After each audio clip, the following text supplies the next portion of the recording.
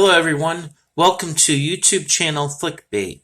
The coming Russian Revolution will unleash horrifying new demons. Yevgeny Prigozhin's latest bombast against the Russian mob and, by inference, the Kremlin itself, should not be seen as just another rant from a blowhard with a track record. His extraordinary threats of internal violence, mobs with pitchforks, and even revolution are a stark indicator of just how serious things are getting behind the scenes for Putin's regime. Prigozhin was predictably swift to claim credit for his Wagner forces in the capture of Bakhmut, but seemed to place greater emphasis on the cost. He claimed 20,000 of his own men had been killed, which is almost certainly a gross underestimate, and to that we must add a very large number of Russian army troops. Given that possession of Bakhmut brings Russia no obvious strategic or even tactical gain, Prigozhin's apocalyptic talk almost echoes the sentiments of King Pyrrhus of Epirus after he defeated the Romans at the Battle of Asculum, that one other such victory would utterly undo him. Bakhmut stands as an allegory of the entire Russian war so far, inflicting huge damage at great cost and to no advantage. If it continues in this vein, Prigozhin's vision of revolution is not impossible. He spoke of 1917. When soldiers and their families stood up against the Russian government. But you don't need to go back that far to draw even closer parallels to what is happening today. The war in Afghanistan played a major role in the breakup of the Soviet Union in 1991. Originally conceived as a short-term intervention, like Ukraine, the campaign in fact went on for 10 years and cost more than 15,000 Soviet lives. Defeat at the hands of U.S. armed Mujahideen fighters humiliated and discredited the Soviet army, vitiating the glue that was so essential in holding the country together.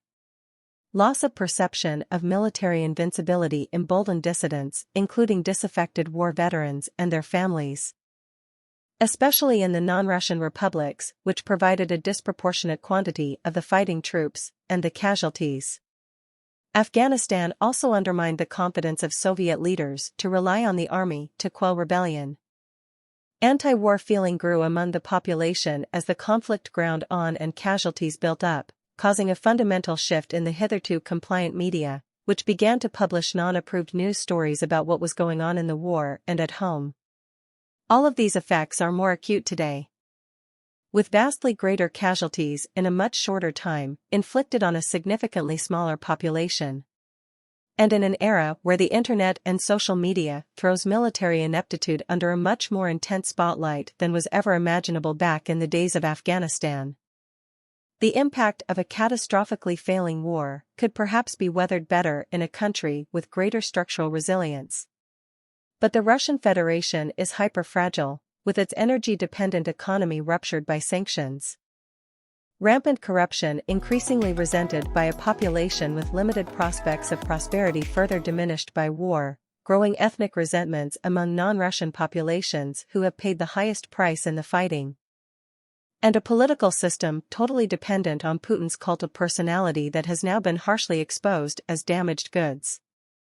If this war does lead to fundamental change in the Russian Federation, it is likely to follow a much rockier road than the breakup of the Soviet Union. One thing we should not expect to see is an emergent regime that wants to end the war, usher in a new democracy, and establish cordial relations with the West. Don't expect another Mikhail Gorbachev. Instead, we could well be looking at a protracted scenario of chaos, violence, rebellion and repression, with fighting between the Russian Army, National Guard, security services, the plethora of private armies, and perhaps Prigozhin's vision of mobs on the streets with pitchforks. Even if it doesn't collapse into ethnic fiefdoms, it will be fought over by competing hardliners incensed by the betrayal of their forces by a corrupt elite. None of this might happen, of course, but we should remember that the disintegration of the Soviet Union was unexpected both in scale and speed. It was too big to fail. If, however, something like it does come to pass, the fall of the Russian Federation might diminish the present threat it presents to European and global security. But this time, let's not hear any talk of peace dividends. Because we can be certain of one thing: Russia will rebuild itself and once again come out fighting. Colonel Richard Kemp is a former British Army officer. He was an infantry battalion commander and saw active duty in Bosnia, Iraq and Afghanistan.